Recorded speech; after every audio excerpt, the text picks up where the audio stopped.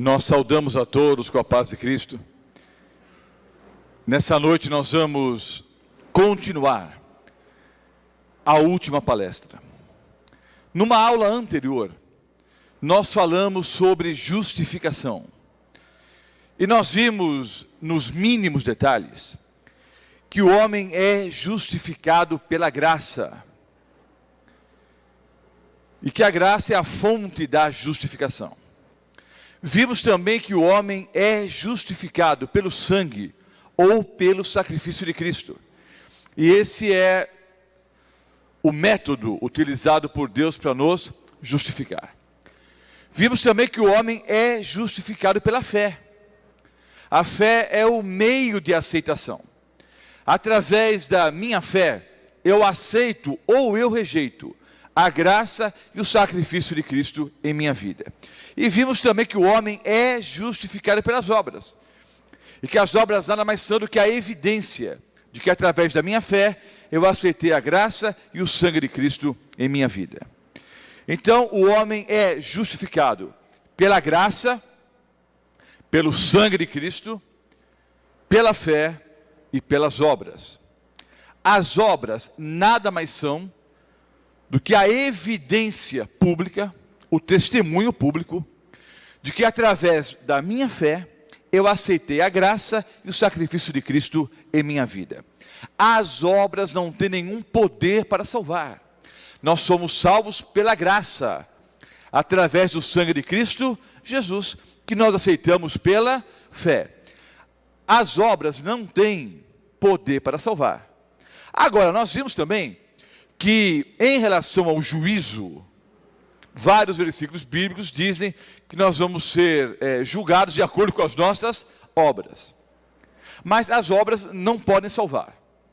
Insisto, as obras são apenas uma evidência de que através da minha fé, aceitei a graça e o sangue de Cristo em minha vida. Na última aula, estudamos sobre a lei do amor.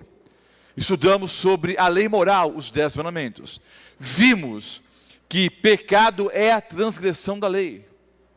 Senão a lei não há pecado. Vimos que Lúcifer pecou no céu, porque no céu havia uma lei. Adão e Eva pecaram no jardim do Éden, porque lá existia uma lei. Vimos que antes do Senhor Deus dar os 10 mandamentos por escrito no Monte Sinai, Abraão, segundo o testemunho bíblico, guardava todos os mandamentos. José guardava todos os mandamentos. Vimos em Êxodo 16, o Senhor Deus exigindo a guarda do sábado do povo de Israel. Cobrando do povo de Israel a guarda dos mandamentos, especialmente do sábado. Ora, se o Senhor Deus deu os 10 mandamentos só em Êxodo 20, como alguns insistem, a troco do quê? Em Êxodo 16, o Senhor Deus já cobrava a guarda dos mandamentos. Como vimos na última aula, os mandamentos sempre existiram, porque eles nada mais são do que um reflexo do caráter do nosso Deus. Se você perdeu a aula sobre justificação, se você perdeu a aula sobre a lei do amor, essas duas aulas, bem como todas as outras aulas que apresentamos aqui, estão inteiramente grátis, disponíveis inteiramente grátis, no site www.profeciasparotempodofim.com.br. É só acessar. Tem ali o material em PowerPoint, os mesmos slides que apresentamos aqui, e tem também todas as palestras, que você pode, só clicando ali, assistir a palestra na íntegra. Assista e divulgue o site, é uma boa forma de você pregar o Evangelho. Então, na palestra de hoje, nós vamos estudar especialmente sobre o 4º mandamento, que requer a observância do sábado do Senhor. O 4º mandamento não é mais importante do que os outros. Ah, pastor Morta, então por que essa ênfase adventista em relação à guarda do 4º mandamento? Não, queridos, na verdade, nós insistimos na guarda dos 10 mandamentos. Falamos, a bem da verdade, um pouco mais sobre o 4º mandamento, porque é o mandamento esquecido. E Deus até já sabia que iam esquecer do 4º mandamento. Tanto é verdade que ele iniciou o mandamento dizendo: lembra-te do dia de sábado para o santificar. Mas vamos ver em vários textos bíblicos se nós devemos hoje observar o 7º dia da semana como sábado do Senhor ou não. Vejamos o que diz a Bíblia Sagrada. Em Apocalipse 14, os versículos 6 e 7, nós encontramos a primeira mensagem angélica. O tema geral do seminário é profecias para o tempo do fim. Em Apocalipse 14, há 3 mensagens angélicas, mensagens para o tempo do fim. Nos versículos 6 e 7, nós encontramos a primeira mensagem angélica, que diz: vi outro anjo voando pelo meio do céu, tendo o evangelho eterno para pregar aos que se assentam sobre a terra, e a cada nação e tribo, língua e povo, dizendo em grande voz: temei a Deus e dá-lhe glória, pois é chegada a hora do seu juízo, e adorai aquele que fez o céu, a terra, o mar e as fontes das águas. Então vejam, a primeira mensagem angélica é a seguinte: temei a Deus e dá-lhe glória, pois é chegada a hora do seu juízo, e adorai aquele que fez o céu, a terra, o mar e as fontes das águas. Já estudamos a primeira mensagem angélica numa outra aula. Vejam bem, queridos, a base de toda adoração é o fato que Deus nos criou. A primeira mensagem angélica nos exorta a adorarmos o Criador. A verdadeira adoração é a criatura adorando o Criador. A primeira mensagem angélica, então, nos exorta, como criaturas, a adorarmos o verdadeiro Criador. E nós devemos adorar a Deus como nosso Criador, da forma como Deus quer ser adorado.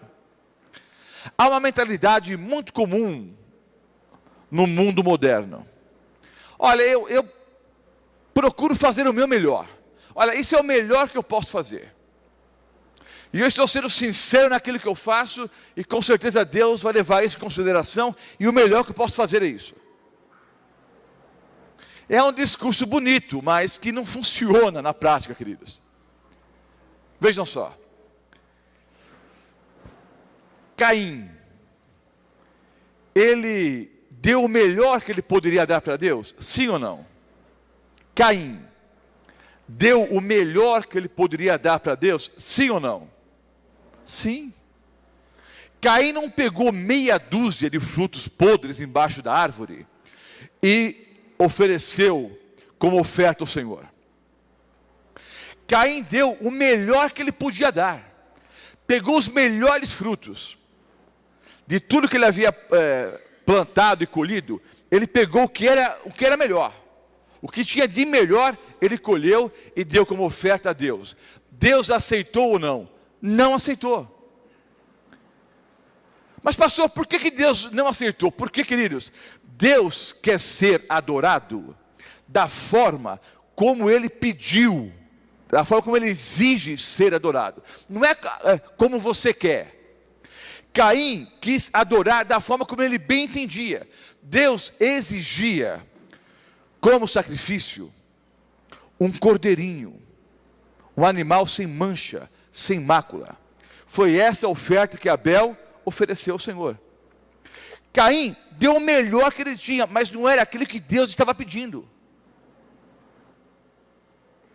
Então, o fato é o seguinte: nós precisamos adorar a Deus, que é o nosso Criador, da forma como Ele exige ser adorado. Não é como você acha ou como eu quero. É como Ele exige e como Ele ensina na sua palavra. Então, a primeira mensagem angélica nos exorta a adorarmos o verdadeiro Criador. Como eu disse, a base de toda adoração é o fato que Deus nos criou. Apocalipse 4, o versículo 11. Tu és digno, Senhor e Deus nosso, de receber a glória, a honra e o poder, porque todas as coisas tu criaste. Sim, por causa da tua vontade vieram a existir e foram criadas.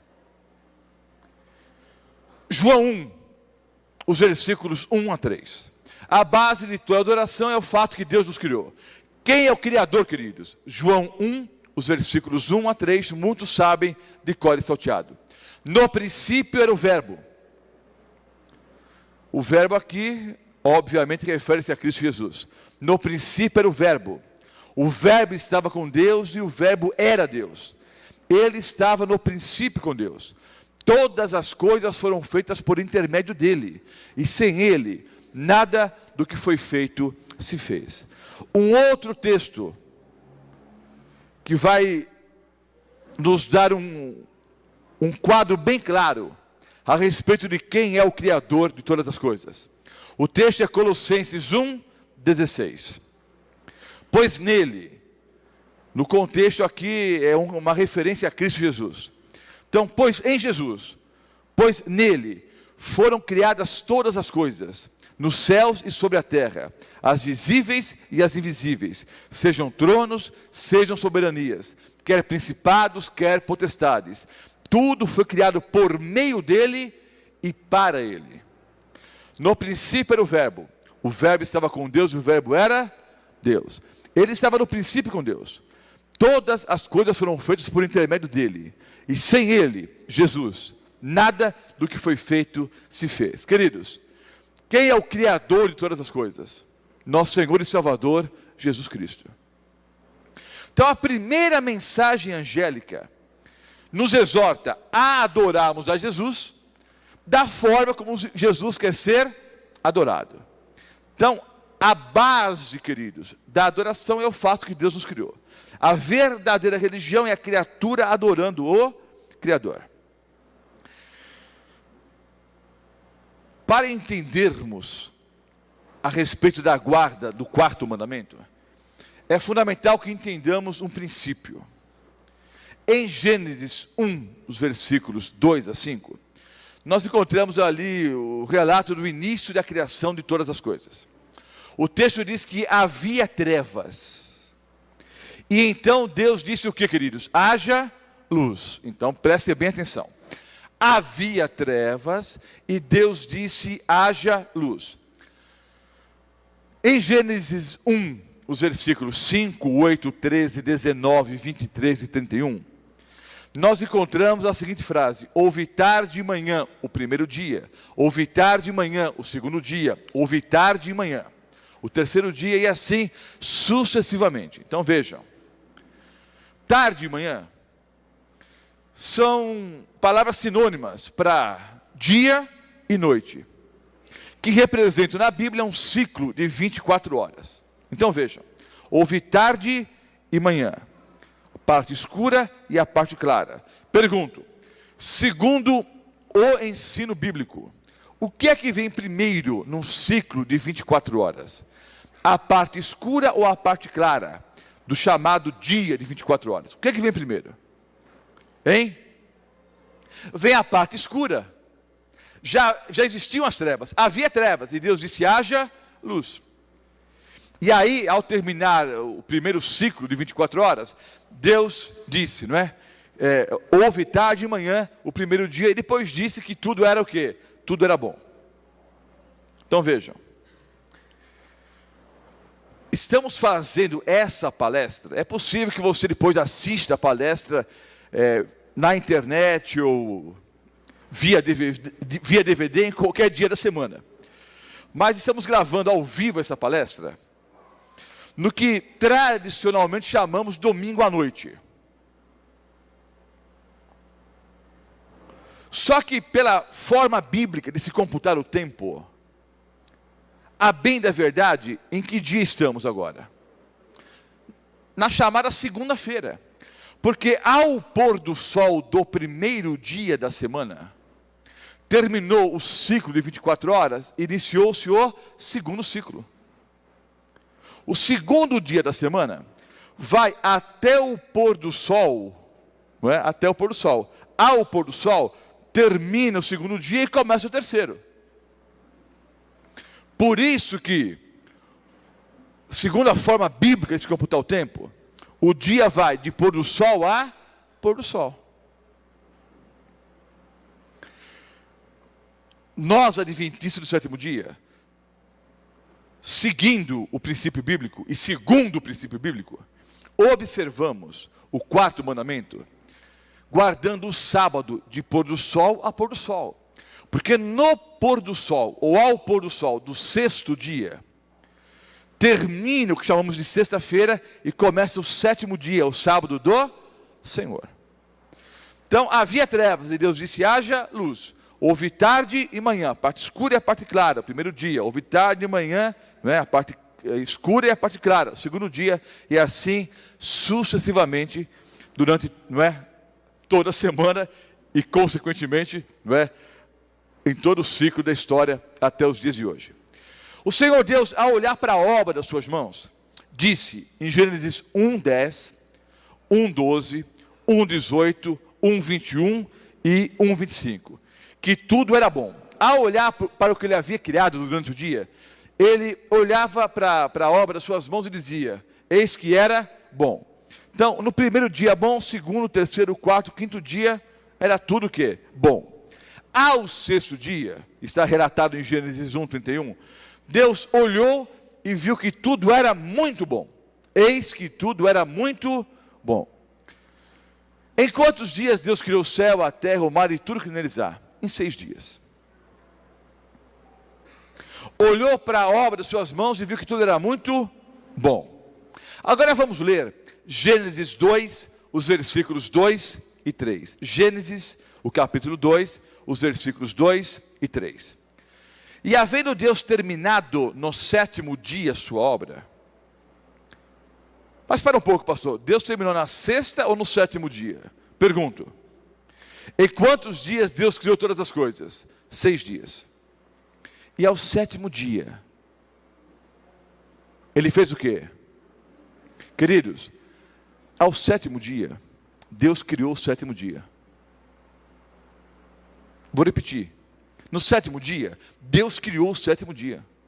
Pergunto, Deus é onipotente ou não? Poderia ter feito um ciclo de 6 dias, ou de 8, ou de 15, mas Ele fez um ciclo de 7 dias. E entenda uma coisa, porque alguns querem argumentar em relação à guarda do sábado, dizendo que o sábado foi abolido, usando vários calendários por aí. É interessante. O calendário gregoriano é um. O calendário judaico é outro. O calendário chinês é outro. O calendário árabe é outro. Só que em qualquer calendário, o ciclo semanal é o mesmo. Em qualquer calendário, a semana tem 7 dias. Em qualquer calendário, o ciclo semanal é exatamente o mesmo. Isso nos remete, não é? A semana da criação. Deus poderia ter feito um ciclo de 5 dias, ou de 8, ou de 6. Terminou o 6º dia. Ora, ao terminar o 6º dia, poderia, na manhã seguinte, estabelecer, não é, uma nova semana, mas não. Ao 7º dia, Ele só criou o sábado. Deve haver algo importante aqui, queridos. Então vejam só. Havendo Deus terminado no dia 7º a sua obra que fizera, descansou nesse dia de toda a sua obra que tinha feito. E abençoou Deus o dia 7º e o santificou, porque nele descansou de toda a obra que como Criador fizera. Então vejam só, queridos. Deus abençoou, descansou e santificou. Quando o Senhor Deus abençoou o 7º dia da semana, quantos judeus existiam na face da terra? Quantos? Nenhum. Então vejam, amados irmãos em Cristo, preste bem atenção. O meu único objetivo é apresentar para vocês a verdade. Essa história que o Senhor Deus deu o sábado somente para os judeus, não resiste ao 2º capítulo da Bíblia. É só você ler o começo da Bíblia e de cara, você já descobre que essa história de que o sábado foi dado somente para os judeus, não é uma história verdadeira. Porque o sábado já era santo séculos antes de Abraão, o pai da nação judaica, nascer. O sábado era santo, queridos, antes do pecado entrar no planeta. O sábado não foi santificado no Monte Sinai e dado para os judeus. Séculos antes do primeiro judeu nascer, o sábado já era santo. Agora veja o que é interessante, amados irmãos. Há alguns anos atrás, um pregador de uma outra denominação pegou a imagem da santa e em público chutou a estátua, chutou a imagem. Não sei quantos se recordam desse fato. Pegou ali a imagem e chutou. Nós, como adventistas do sétimo dia, desaprovamos essa atitude. Porque não há nenhum sentido de vir a público, não é, para chutar e destruir a ideia que os outros têm a respeito de religião. Estudamos aqui que as imagens nada são. Estudamos na última aula o segundo mandamento, quando o Senhor Deus diz: não farás para ti imagem de escultura. Até uma maldição no segundo mandamento para quem tem imagem de escultura em casa. Então, nós, como adventistas do sétimo dia, ensinamos, segundo o mandamento bíblico, que nós não devemos ter imagem de esculturas em casa. E muito menos dar o quê? Prestar culto, louvor a essas imagens. Tudo isso é paganismo, que entrou no meio do cristianismo. Então, as imagens, elas nada são. Mas, por outro lado, qual é o sentido de eu vir aqui hoje à noite, por exemplo, trazer uma imagem, não é, da Virgem e chutar aqui a imagem para todo o Brasil assistir? Para que isso? Não há a mínima necessidade de fazer isso. É só abrir a Bíblia. É só abrir a Bíblia e mostrar o assínios, o Senhor. Agora veja o que é interessante. Houve uma comoção nacional. Tanto é verdade que esse bispo teve que sair do país, se não me engano foi para a África. Porque o Fantástico falou sobre esse assunto, outros programas de televisão, Veja, Isto É, a Folha de São Paulo, o Estado. Foi uma comoção nacional. Agora veja que interessante. Eu vou pegar aqui uma florzinha aqui. Pegar aqui atrás, peguei até várias. Pegar aqui atrás para não estragar o arranjo. Peguei aqui uma flor. Vou jogar aqui no chão. Pisei nela, sujei o chão aqui, ó. Joguei a florzinha no chão e pisei nela. Vai acontecer alguma coisa comigo, queridos? Talvez algum ecologista um pouco mais fanático fique lá fora me esperando para brigar comigo. Talvez a pessoa que bondosamente doou essas flores fique chateada comigo. Talvez a diaconisa da igreja fique brava comigo. Ah, pastor, sujou. Mas é por uma boa causa. Mas tirando algumas pessoas que talvez fiquem um pouco chateadas, eu pergunto: vai acontecer alguma coisa comigo, sim ou não? Não. Porque eu chutei alguma coisa que não é santa. Pisei na florzinha. Nada vai acontecer comigo. Só que a Bíblia diz que o sábado é santo. E as pessoas chutam o sábado todo final de semana. E o Fantástico não diz nada, a Veja não diz nada, a Isto É, a Folha, o Estado. A tal imagem de santa não tem nada. As imagens de escultura nada são. Então, se você chutar ou não chutar, não vai acontecer nada. Em termos espirituais. Agora, a Bíblia diz que o sábado é santo. E eu vou dizer uma coisa para você, meu amado irmão, minha amada irmã. Quando você chuta alguma coisa santa, você colhe as consequências. Aqui ou no juízo final. Provavelmente aqui e no juízo final. O sábado é santo, desde a semana da criação. Êxodo 20, os versículos 8 a 11. É o quarto mandamento, nós lemos esse mandamento ontem, aliás, lemos os 10 mandamentos. Vou ler apenas o quarto mandamento agora. Êxodo 20, os versículos 8 a 11, mandamento da lei de Deus. Vimos na última aula a diferença entre os mandamentos da Bíblia e os mandamentos do catecismo. O mandamento diz: lembra-te do dia de sábado para o santificar. 6 dias trabalharás e farás toda a tua obra, mas o 7º dia é o sábado do Senhor teu Deus. Não farás nenhum trabalho, nem tu, nem o teu filho, nem a tua filha, nem o teu servo, nem a tua serva, nem o teu animal, nem o forasteiro das suas portas para dentro. Agora, qual é a justificativa que Deus dá para a guarda dos mandamentos, ou para a guarda do quarto mandamento? Por quê? Por que nós devemos guardar o sábado? Porque em 6 dias Fez o Senhor os céus, a terra, o mar e tudo que neles há. E ao sétimo dia descansou. Por isso o Senhor abençoou o dia de sábado e o santificou. Não é para guardar um dia em 7, como ensinam. Não, você escolhe um dia e guarda, não. É para guardar o sétimo dia, que é o sábado. Agora veja. O primeiro texto que nós lemos, Apocalipse 14, versículos 6 e 7. A primeira mensagem angélica é a seguinte: temei a Deus e dá-lhe glória, pois é chegada a hora do seu juízo, e adorai aquele que fez o céu, a terra, o mar e as fontes das águas. O quarto mandamento diz que o Senhor fez os céus, a terra, o mar. Mesmo os teólogos, os comentaristas bíblicos, que não são adventistas do sétimo dia, que não guardam o sábado, eles dizem que há uma relação entre Apocalipse 14, versículos 6 e 7, e Êxodo 20, os versículos 8 em diante. Há uma relação clara entre a primeira mensagem angélica, que é uma mensagem para o tempo do fim, e o quarto mandamento. Por que que esses teólogos sabiamente dizem isso? Porque é impossível, queridos, ter tantas palavras iguais em textos diferentes, sem que esses textos tenham alguma o quê? Ligação.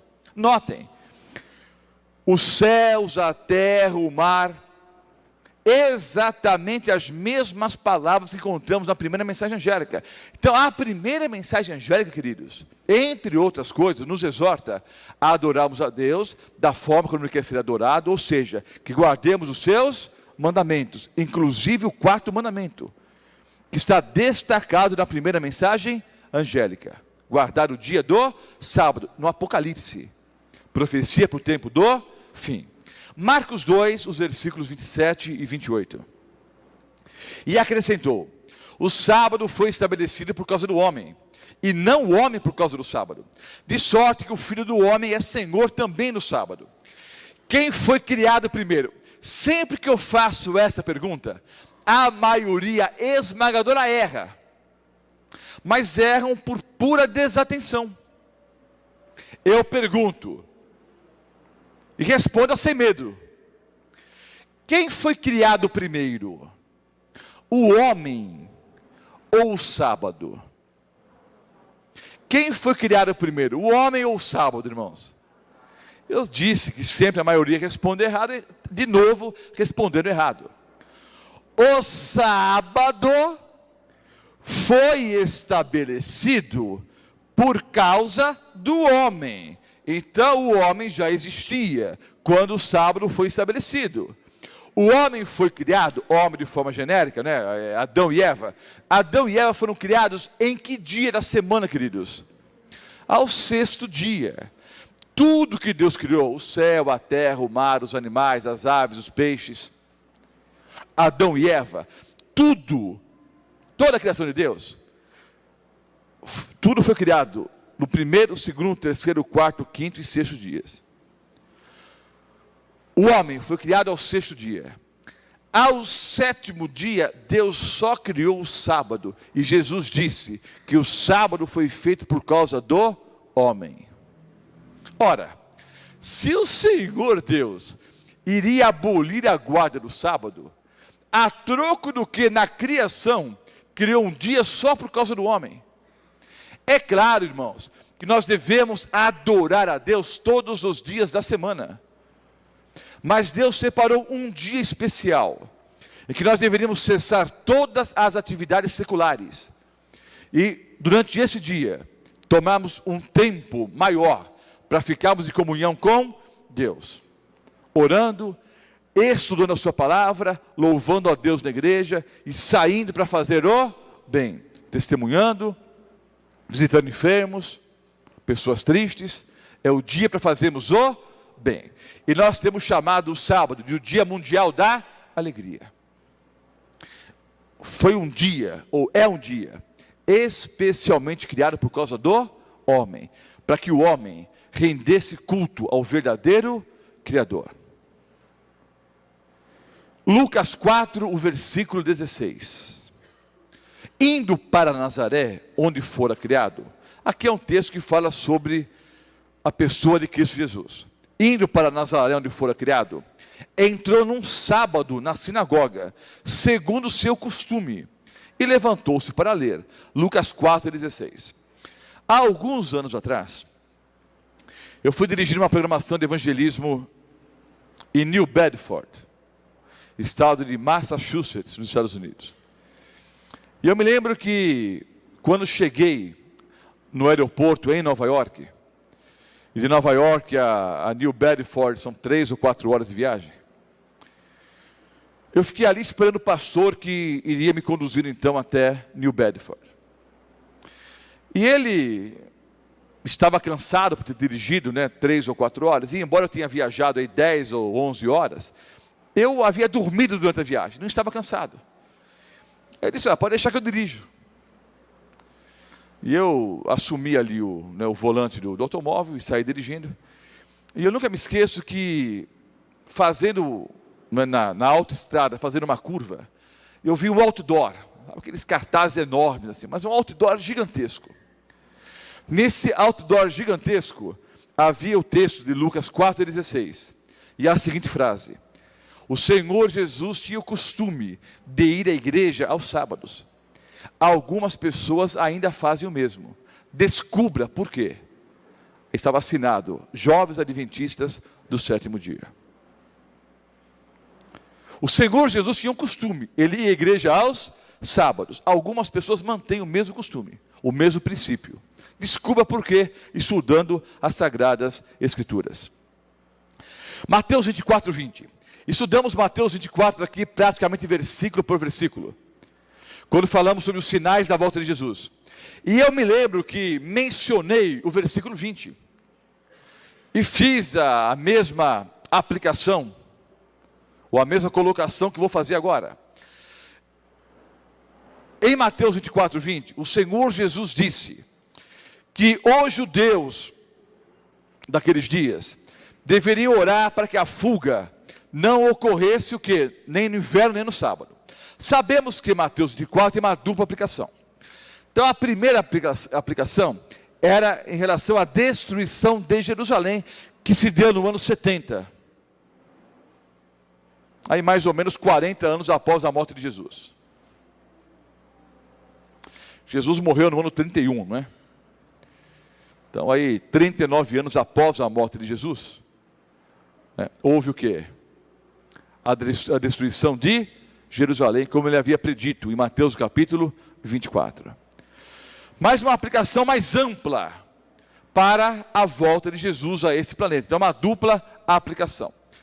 Se você pegar a primeira aplicação ou a segunda, tanto faz. O ideal é pegar as duas. Mas notem, se o Senhor Jesus iria abolir o sábado na cruz do Calvário, a troco do que ele disse para os judeus e para os discípulos que lá estavam, que eles deveriam orar para que a fuga não se desse no sábado. Se a destruição de Jerusalém se deu mais ou menos, em números redondos, 40 anos após a morte de Jesus. Ou Jesus não sabia o que pregava, ou ele sabia que o sábado não ia ser abolido.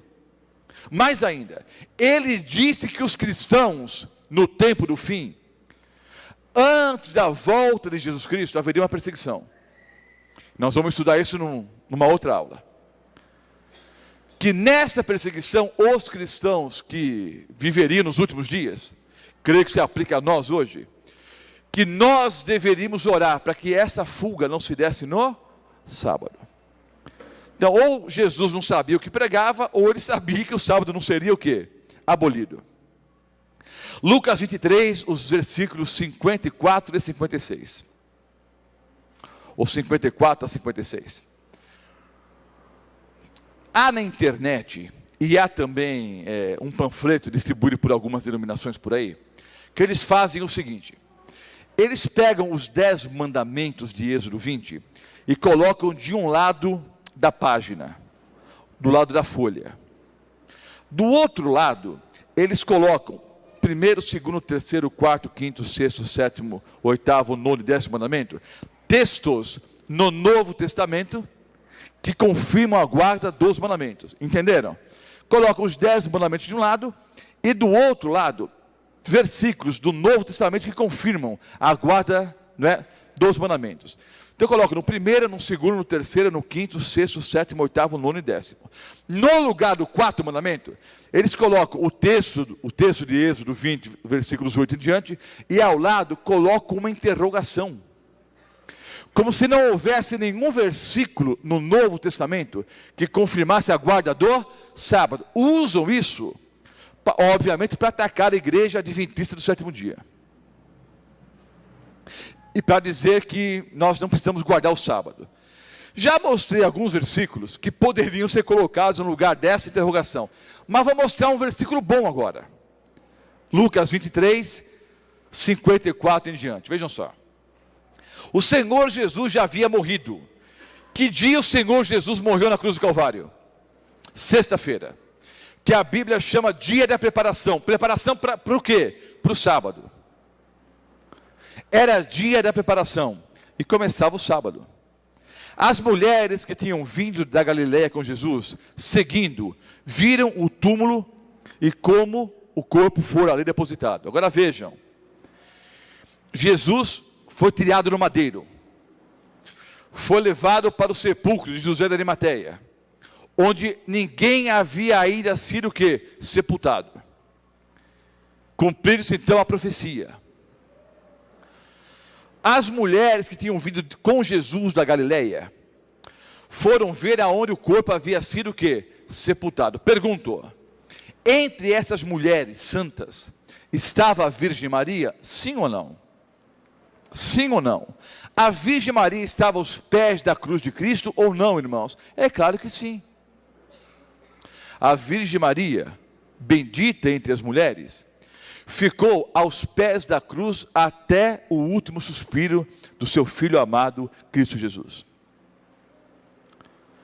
O Senhor Jesus amava a Virgem Maria ou não? Olha, tanto amava, queridos, que um pouco antes da morte, ele preocupado com o futuro de Maria, olhou para João e disse: filho, olha aí a tua mãe, mãe, olha aí o teu filho, colocando Maria sob a responsabilidade de João, preocupado com o futuro da mamãe querida. Agora vamos imaginar o seguinte: se houvesse alguma coisa extraordinária, que fosse mudar o rumo da história, e o próprio rumo da religião, o Senhor Deus contaria para a Virgem Maria ou não? Eu penso que sim. Todos os que assistem a programação aqui nessa noite na igreja de Mirassol, todos os que assistem pela internet, todos que ouvem pela Rádio Novo Tempo, eu pergunto, vocês amam a mamãe ou não? Alguns de nós temos o privilégio de termos a mamãe viva ainda, mas esteja a mamãe viva ou não, eu penso que o amor, né, mesmo aqueles que perderam a mamãe, o amor permanece o mesmo. Eu pergunto, vocês amam a mamãe, sim ou não? Se houvesse alguma coisa extraordinária, que a salvação da sua mãe estivesse em jogo, você contaria para sua mãe ou não? Eu penso que sim. Se houvesse alguma coisa extraordinária, como eu já disse, queria mudar o rumo da religião, o rumo da história, o Senhor Jesus teria contado para a Virgem Maria? Eu penso que sim. Agora vejam, as mulheres que tinham vindo da Galileia com Jesus, seguindo, viram o túmulo e como o corpo fora ali depositado.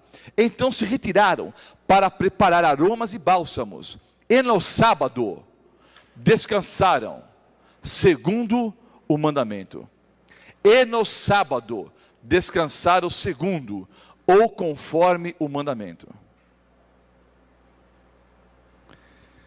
Eu digo com todo respeito, com todo carinho, com todo amor. O Senhor Jesus aboliu o sábado e nem para a mamãe contou. Contou para os líderes religiosos mentirosos que povoam as igrejas por aí hoje.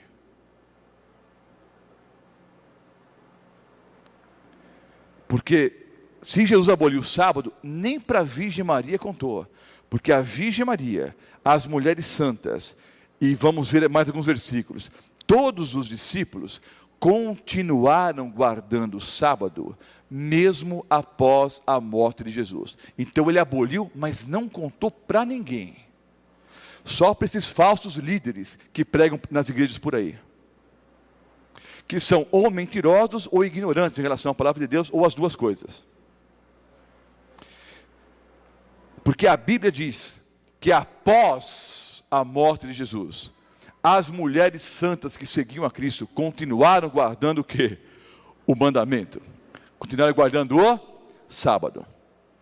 Atos 13, os versículos 14, 42 e 44. Mas eles, atravessando de Perge para Antioquia da Psídia, indo num sábado à sinagoga, assentaram-se.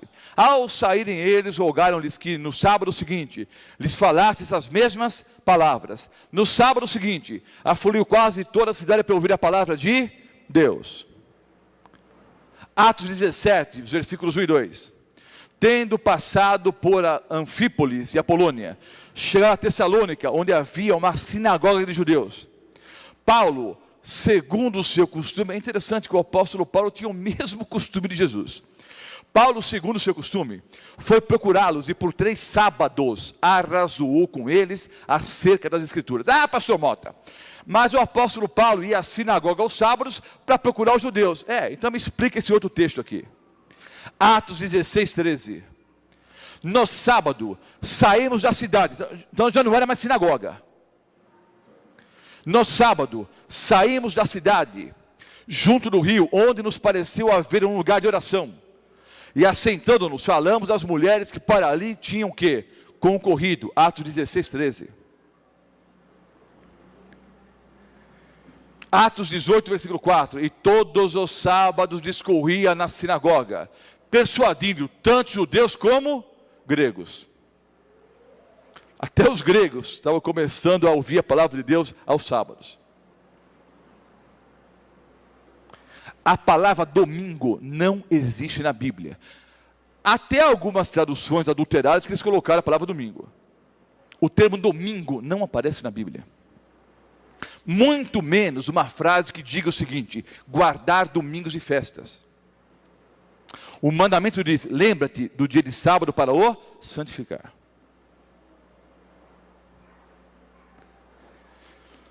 Agora eu vou ler algumas frases que não estão na Bíblia. Ah, pastor, bem que me avisaram. Lá vai o pastor adventista mostrar várias frases de Ellen White. Ora, eu estou pregando aqui, pregando não são sermões. Estou apresentando aulas aqui no seminário há mais de 2 semanas. Você que me ouve pela Novo Tempo, você que está ao vivo aqui, você que assiste pela internet, eu pergunto, em que ocasião eu abri algum livro de Ellen White para mostrar alguma doutrina bíblica? Ou para defender algum ponto de vista que eu apresentei aqui? Nunca o fiz e nunca farei. O que eu posso fazer no futuro é apresentar versículos bíblicos para mostrar se Ellen White foi profetisa ou não. Eu nunca vou usar uma frase de Ellen White para tentar provar alguma doutrina. Todas as 28 doutrinas ensinadas pela igreja adventista do 7º dia, todas as doutrinas são baseadas única e exclusivamente no assim diz o Senhor. Mas eu vou ler algumas frases que não estão na Bíblia, mas não vou ler nenhuma frase da igreja adventista. Eu vou ler o que alguns líderes religiosos falam a respeito do sábado. Cardeal Gibbons, no livro Fé dos Nossos Pais, página 111. Podeis ler a Bíblia, vejam bem, é o Cardeal Gibbons falando. Podeis ler a Bíblia do Gênesis ao Apocalipse, e não encontrareis uma única linha que autorize a santificação do domingo. As Escrituras, ou seja, a Bíblia, as Escrituras ordenam a observância religiosa do sábado, dia que nós nunca santificamos. Esse é o cardeal católico falando que a Bíblia manda guardar o sábado. O Jornal Católico diz o seguinte: o domingo é uma instituição católica e sua observância só pode ser defendida por princípios católicos. Do princípio ao fim das Escrituras, não é possível encontrar uma única passagem que autorize a mudança do culto semanal do último que é o sétimo dia, o sábado, para o primeiro dia da semana. Não há um texto na Bíblia, segundo o Jornal Católico, que autorize a mudança do sábado para o domingo. Dr. Edward T. Hitchcock, autor do Manual Batista, num discurso proferido perante um grupo de pastores. Notem, não é o pastor adventista, é o pastor batista falando. Havia e há um mandamento que manda observar o sábado, mas esse sábado não era domingo, porque hoje ensinam, não, devemos guardar o sábado, só que o sábado agora é domingo. Não teve nenhuma mudança, queridos. O sábado é o sábado e o domingo é domingo. O domingo é o primeiro dia da semana e o sábado é o sétimo dia da semana. Havia e há um mandamento que manda observar o sábado, mas esse sábado não era o domingo. Dir-se-á, entretanto, e com alguma demonstração de triunfo, que o sábado foi transferido do sétimo para o primeiro dia da semana, com todos os seus deveres, privilégios e sanções. Sinceramente desejoso de informação sobre esse assunto, que estudei por muitos anos, é o pastor Batista falando. Pergunto, onde é possível encontrar-se o registro de uma tal mudança? Não no Novo Testamento, absolutamente não. Não existe prova escriturística da mudança da instituição do sábado, do sétimo dia para o primeiro dia da semana. É claro que sei perfeitamente ter o domingo entrado em uso como dia religioso na primitiva história cristã, o que sabemos através dos pais da igreja e de outras fontes. Que pena, porém, que ele, o domingo, nos venha assinalado com a marca do paganismo e batizado com o nome do Deus do Sol. Em seguida, adotado e sancionado pela apostasia papal. Nota, queridos, não é o pastor Mota, é o pastor Batista que está dizendo que o Papa apostatou. Não sou eu, não. Mas eu assino embaixo. Batizado com o nome do Deus do Sol. Em seguida, adotado e sancionado pela apostasia papal. E legado ao protestantismo como uma doação sagrada. Então, segundo o pastor Batista, autor do Manual Batista, não há prova escriturística da mudança do sábado, do sétimo para o primeiro dia da semana. E esse pastor Batista disse que quem fez a mudança foi a Igreja Católica Apostólica Romana. E que as outras pessoas, ao guardarem o domingo, simplesmente prestam culto à Igreja Católica. Nesse aspecto, eu respeito mais os católicos do que os evangélicos. Sabe por quê? Os católicos, pelo menos, são sinceros. O discurso católico é o seguinte: a Bíblia manda guardar o sábado, é a Igreja Católica que manda guardar o domingo. Então tudo bem, eles mudaram, é mandamento de homens, não tem valor nenhum para Deus, mas pelo menos eles assumem que eles cometeram o erro e que eles mudaram.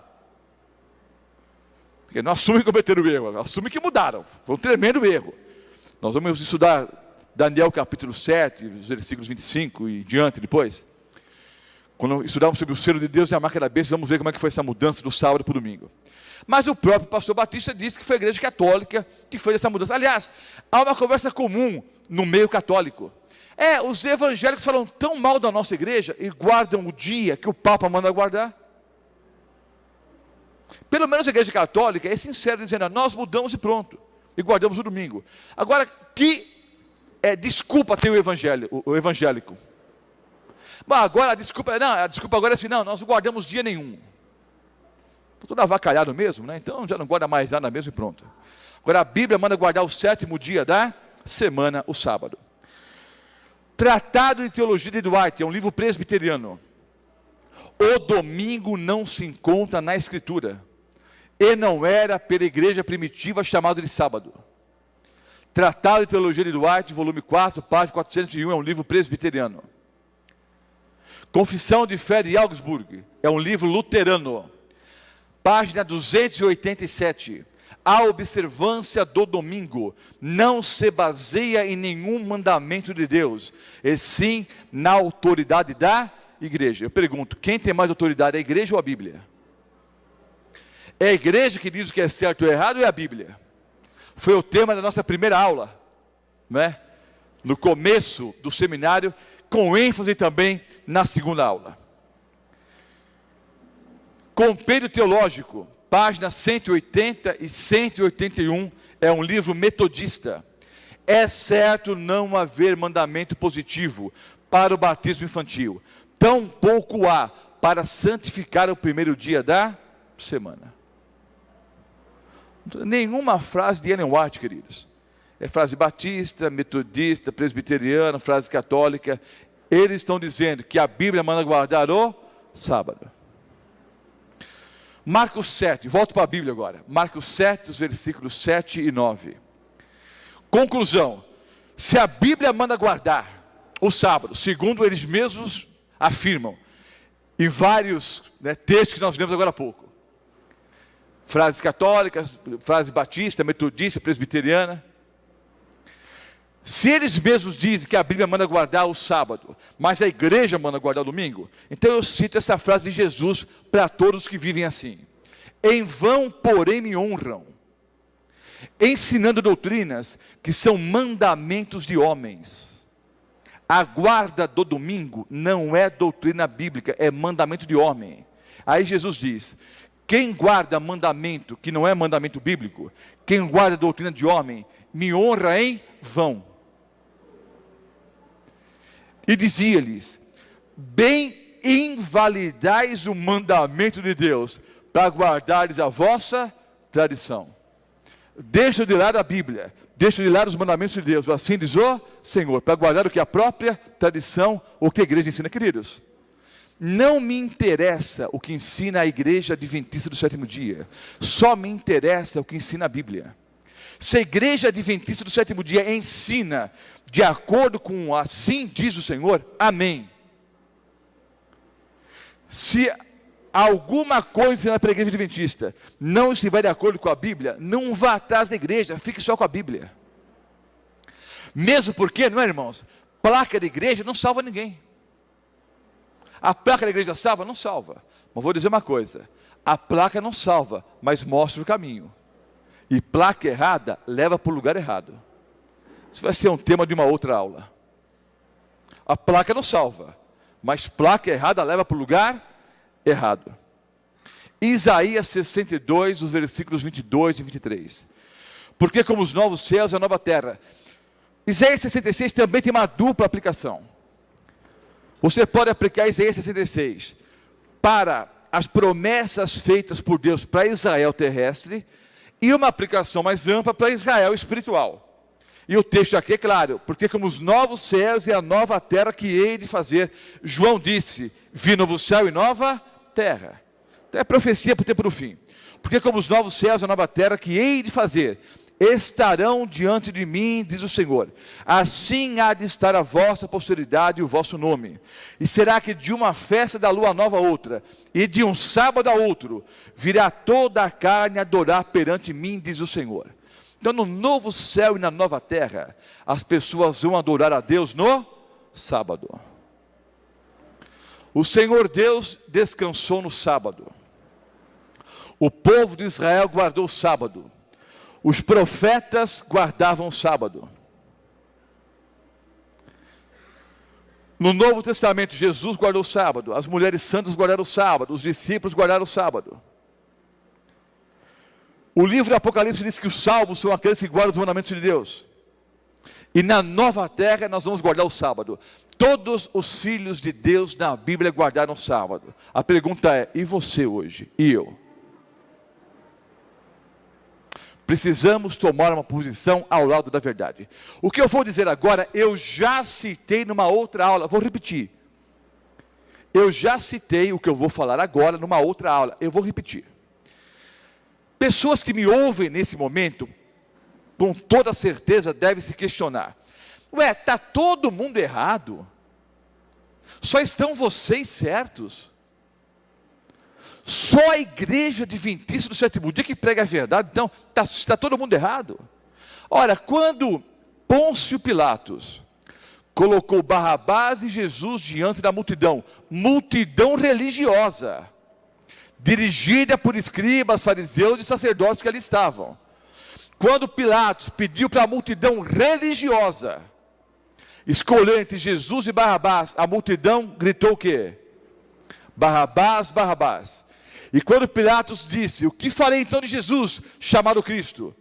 A multidão disse o quê? Crucifica-o, crucifica-o. Entenda uma coisa, amado irmão.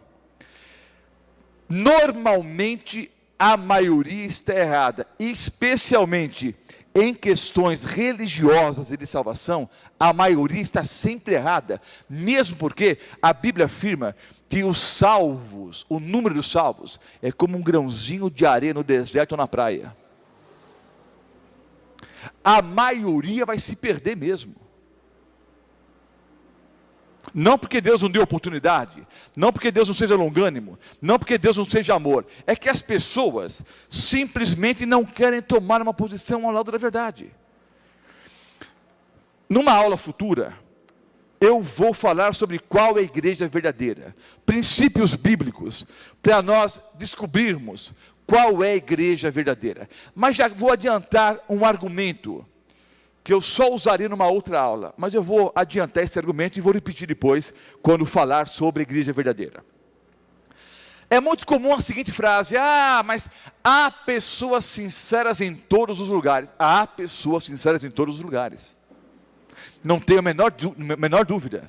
Só que essas pessoas sinceras, quando confrontadas com a verdade, elas tomam uma posição ao lado da verdade.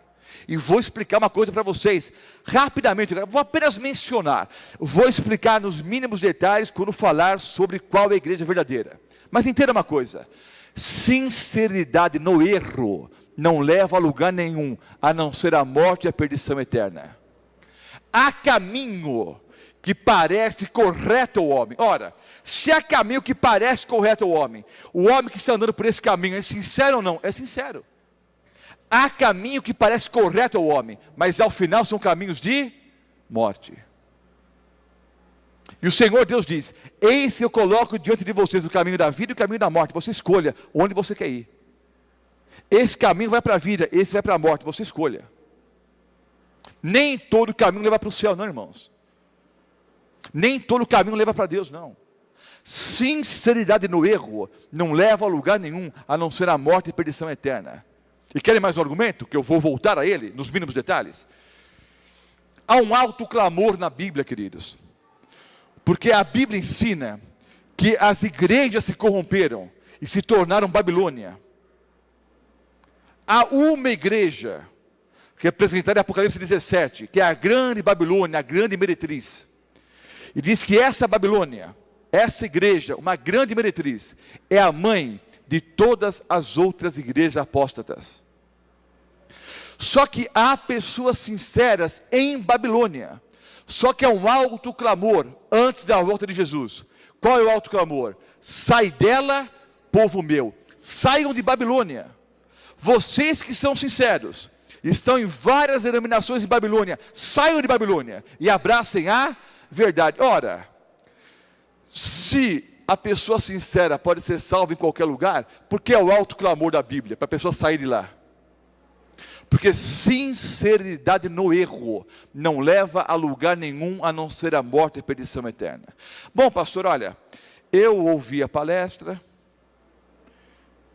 e, olha, eu vou continuar vivendo do meu jeito. Querido, você tem o livre-arbítrio, cada um faz o que bem entende. Pastor, olha, eu ouvi a palestra, mas eu acho que eu devo continuar guardando domingo. Você pode fazer o que você bem entende. Agora veja só, se você disser: pastor Mota, eu vou continuar do jeito que eu sempre vivi, e vou continuar guardando domingo ou dia nenhum, você pode fazer isso. Mas você nunca poderá dizer: eu creio em Deus, eu creio na Bíblia, e não guardo o sábado. Isso não pode ser. Se você crê em Deus, e se você crê na Bíblia, você vai ser obrigado a viver de acordo com essa palavra. Você não pode dizer: eu creio. Se você crê mesmo, queridos, se você realmente crê em Deus e crê na Bíblia, você vai procurar viver de acordo com a palavra de Deus. Pastor, mas é muito complicado no dia em que nós vivemos, nos dias em que vivemos, guardar o sábado. Não é fácil. É claro que não é fácil não, queridos. Mesmo porque esse mundo odeia a verdade, a ponto de ter matado a verdade, que é Jesus. E a grande arma do demônio é a mentira. Ele quer destruir a verdade, quer destruir as verdades bíblicas. Tanto é que uma grande parte das religiões, das igrejas cristãs hoje, misturam paganismo com cristianismo. Vocês já descobriram ao longo do seminário que muitas coisas ensinadas por aí não têm base bíblica. Agora vejam. Eu dirigi uma programação na região da Freguesia do Ó. Alugamos um grande auditório ali. E lá eu preguei 120 noites consecutivas. Foram 4 meses de trabalho ali. Para nós estabelecermos uma nova igreja lá. Uma igreja adventista, obviamente, um novo auditório da igreja adventista. E eu preguei 8 noites, das 120, 8 noites foram sobre o sábado e a lei de Deus. Nessas últimas 2 aulas, eu apenas arranhei o assunto, porque há mais de 400 versículos que mandam guardar a lei e o sábado. Mostrei só alguns aqui. Mas uma jovem de 16 anos de idade tomou a decisão em relação à guarda dos mandamentos de Deus. E à saída, durante a programação, ela me abordou e disse: Pastor Mota, eu a partir de agora quero guardar o sábado. Ore, por favor, porque eu vou conversar com o meu patrão amanhã e vou pedir o sábado livre. Eu orei por ela. Na noite seguinte, ela estava no auditório. Fiz o sermão e à saída estava à porta cumprimentando as pessoas e a cumprimentei. E perguntei: e aí, minha filha? Conversou com o patrão? Orei muito por você. Falou com o patrão? Falei. E aí? Me mandou embora. Fui despedida. Eu fiquei um pouco triste, mas eu confesso que eu não levei muito em consideração. Porque eu pensei o seguinte: bom, uma jovenzinha de 16 anos, trabalhava só para ter um dinheirinho a mais, daqui a pouco ela arrumou outro emprego aí. Eu fiquei chateado, mas não levei muito em consideração isso não. Fiquei preocupado alguns minutos depois, quando uma das pessoas que trabalhava em nossa equipe, o missionário Olavo, me disse: Pastor Mota, essa menina era a única pessoa da casa que trabalhava, porque o pai dela foi embora de casa, fugiu contra a mulher. E a mãe dessa jovem está muito enferma, está acamada, não trabalha há meses. Ela era a única pessoa que trabalhava na casa para sustentar a mãe, a irmã e o irmão menores. Então essa jovenzinha de 16 anos trabalhava para, com o dinheirinho que ela ganhava, sustentar a mãe, a si própria e os 2 irmãos, um irmãozinho e uma irmãzinha. Aí eu chamei alguns irmãos da igreja, contei o caso e disse: olha, nós vamos fazer a chamada vaquinha, não é? Cada um vai dar um pouco de dinheiro e nós vamos ajudar essa família até a senhora se restabelecer e até a jovem conseguir um novo emprego. E consegui ali um grupo de amigos que iriam colaborar. Só que antes de falar isso para a jovem, na noite seguinte, era uma série como essa todas as noites, eu apresentava a palavra de Deus e chamei aquela jovem à frente. E ela muito tímida, introvertida, não havia combinado nada com ela, ela ficou assustada. Vem aqui, minha filha. Ela foi. E eu contei a história. Disse: olha, essa menina está desempregada hoje, mas ela preferiu estar desempregada e servir a Deus do que estar trabalhando e contra os mandamentos de Deus. Conte, minha filha, para todos ouvirem o testemunho. E ela quieta assim. Ela cochichou: pastor, não posso falar isso não. Aí eu pensei: será que ela mentiu? Vou passar a maior vergonha agora diante desse auditório. Era um salão enorme. Centenas de pessoas ali estavam. Mas não pode porque... Não, pastor, já estou empregada. Agora você precisa contar mesmo. Olha a história. Naquela manhã a jovenzinha saiu para procurar emprego. Saiu para procurar emprego. Estava no ponto de ônibus. De repente ela levantou os olhos. E do outro lado da rua, um prédio, um consultório dentário e uma placa: precisa ser. Ela atravessou a rua e foi conversar com o dentista. Esperou um pouquinho, que ele já estava clinicando ali, não é? Ela esperou, o dentista saiu, pois não, eu vi a placa de precisa e tal. Para que trabalho que é? Aí o dentista disse: olha, precisa de uma secretária. Você tem experiência? Ela disse: não. Sabe digitar? Não. Sabe datilografar? Não. Tem experiência como telefonista? Não. Já trabalhou como recepcionista? Não. Você trabalhava onde, minha filha? Eu era vendedora numa lojinha ali na esquina. E foi mandado embora? Fui. Por quê? Perguntou o dentista. Para dar uma entrevista, né? Eu fui mandado embora porque eu estou frequentando uma série de conferências no auditório, lá na outra esquina, um auditório grande. O dentista, eu sei onde é.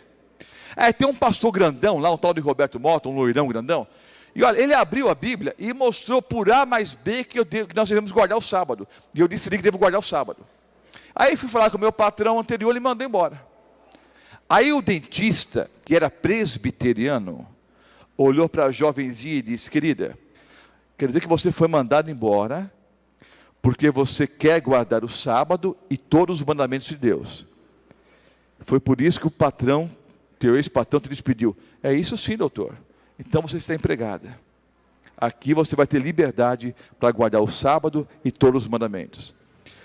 E ela foi empregada, queridos, para ganhar quase 3 vezes mais do que ela ganhava vendendo armarinhos lá na lojinha da esquina.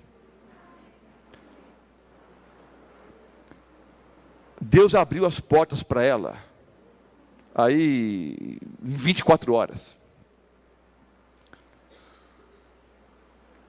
Se Deus está exigindo de nós a guarda dos mandamentos, eu posso ter certeza que Ele vai abrir as portas. Não vai ser fácil. No mundo nós vamos ter o quê? Aflições e dificuldades. Mas milhões de pessoas ao redor do planeta são fiéis em relação à palavra de Deus. Guardam os mandamentos pelo poder de Cristo. Inclusive o 4º mandamento, que requer a observância do sábado. Um dia Deus disse: haja luz, e houve luz. Um dia Deus pegou um boneco, ele fez um boneco e soprou nas suas narinas o fôlego de vida, e o homem passou a ser alma vivente. Um dia está o mar vermelho aqui na frente, montanha do lado, montanha do outro, o povo de Israel xingando Moisés, e os egípcios chegando para destruir, não é, todo o povo de Israel. Moisés orou, Jesus fez assim, ó querido, e o mar se abriu. Quando o último israelita cruzou em terra seca, Cristo fez assim, e o mar o quê? Fechou. Esse mesmo Deus está vivo hoje ou não? É claro que sim. Ele pode te dar poder para ser uma pessoa vitoriosa em todas as coisas, inclusive na guarda dos mandamentos? É lógico que sim. Deus pode abrir a porta para você, em relação ao trabalho, a estudos e uma série de coisas? É lógico que pode. Agora você precisa confiar, precisa crer, e precisa viver de acordo com a palavra. E vou lhe dizer uma coisa, meu amado irmão. Se Deus não abrir a porta para você, se Deus não abrir o mar para você atravessar em terra seca, Ele vai fazer você andar por cima das águas. Fique tranquilo, de um jeito ou de outro, você vai atravessar, pelo poder de Deus. Ou vai ser em terra seca, Deus abrindo o mar, ou vai ser por sobre as águas. Mas confie no poder de Deus, se entregue nas mãos dele, e você vai ser uma pessoa vitoriosa. Eu quero orar agora por todos aqueles que querem viver de acordo com a palavra de Deus. Se essa é a sua decisão, incline a fronte agora e ore comigo. Amado Pai Celestial, estudamos a Tua palavra nesse momento, e vimos textos do Antigo, mas principalmente do Novo Testamento, que nos mostram claramente que os mandamentos, inclusive o 4º mandamento, que requer a observância do sábado, permanece em vigor. Nós queremos guardar todos os 10 mandamentos, inclusive o 4º mandamento, Senhor. Não para sermos salvos, porque já somos salvos, através do sangue de Cristo Jesus, que nós aceitamos pela fé. Só que como verdadeiros filhos, nós queremos viver de acordo com a Tua palavra, Senhor. Dá-nos o Teu poder, para que possamos assim fazê-lo. Abra essas portas, para que todas as pessoas verdadeiramente sinceras possam guardar os mandamentos de acordo com a Tua vontade. Sabemos que no mundo teremos aflições, dificuldades, perseguições, mas se o Senhor é por nós, ninguém poderá ser contra nós. Seremos mais do que vitoriosos, através do Teu poder, através do sangue do nosso Senhor e Salvador Jesus Cristo, que morreu em nosso lugar na cruz do Calvário. Toma-nos, Senhor, em Teus braços de amor, abra as portas para cada um de nós, pois oramos em nome de Jesus. Amém, Senhor. Deus abençoe a todos e até a próxima aula.